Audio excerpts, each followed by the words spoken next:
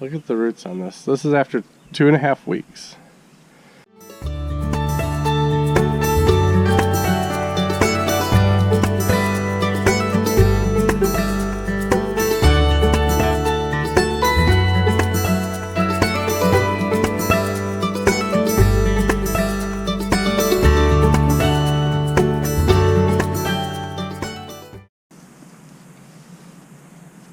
Hello everyone, and welcome back to another episode of Isaiah 61 Gardens.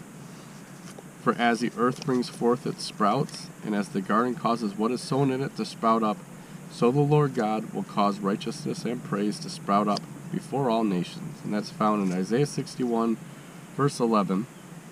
So today, we are pruning our tomato plants. But like we did last year, we're going to save these suckers. Okay, we're going to clone tomato plants with them. Here's some reasons to clone. Well, for me, I got a couple of plants that aren't looking so good. I might have to replace them. Some kind of blight comes through and takes care of my plants, then I want to make sure that I got a way to replace them. So that's one reason. Second reason is, I don't know, it's just fun. It's science. So first, you gotta find a healthy sucker on the plant. And it could be small, it can be large. I like to pick, these ones were at the base of the plant, so they were rather low. They had a really long stem area. So I'm going to cover this part of the stem in water. And what that's going to do is all those little hairs that are on the stem, that's fine, you can go. All the little hairs on the stem will become roots. When you go up your main stem, you'll have your branch with your leaves that come off. And in between that leaf node is new growth, and that'll become a whole new vine on an indeterminate plant. And it could also become a whole new plant. If this sucker were to touch ground for any long period of time, it would sprout roots from it. That's just kind of how the indeterminate tomato plants work. So I'm going to trim off this sucker here. It's a really nice long one as well. So that'll make a good clone. Alright, so now we're in the kitchen. We have our suckers that we trimmed off. I have 3 from 2 different beefsteak plants. I mean, that one's enormous. So that'll do really good. And I've already kind of pruned these down. Here's another one.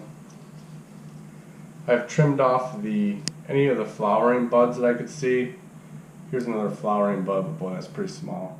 I don't want it to worry about putting on flowers right now. I want it to be more concerned with putting on roots. So we'll put all these in a mason jar. Pour some fresh filtered water in. Going pretty high up there. And then we'll watch it. And in about 4 weeks, it'll be ready to plant. At least last year, the ones that we did, it took about 4 weeks for there to be enough roots set there that I felt that they were ready to go in the ground. So these are off of a couple of different cherry tomato plants. I want to go any shorter than this, you probably could, but I want to be able to bury them, have root development pretty far up the stem and bury them pretty far down so that they're nice and stable. Put them in a mason jar as well. Need a little more water. You can put them in anything. You can actually probably put them right in soil. And as long as it's good and moist, well draining soil, they'll do pretty well. I've not tried that, but one thing that I like about using something that's clear is actually being able to see the roots. So you'll be able to see these roots start growing inside this jar. Look at this root ball. These were just suckers that we picked off. They are growing very stiff stems, starting to really grow in between each other. I should have given them a bigger mason jar. We do have some flowering that's going on, so we have some new growth. It's coming along. That one's got decent roots. These other 3 have tremendous roots. So those 4 are cherry tomato clones. And then here we have 3. Look at the roots on this. This is after 2.5 weeks.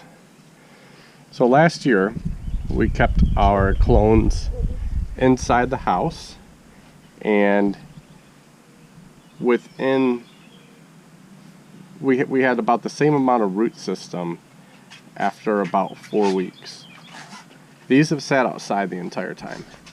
We've had nice warm weather.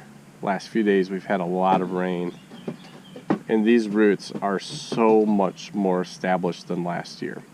I thought that we would be putting these clones in the ground after 4 weeks of letting the roots develop. Turns out we don't need that much time, so they're actually going in the ground today. We're going to take and trim some stems back so we can get it buried deep.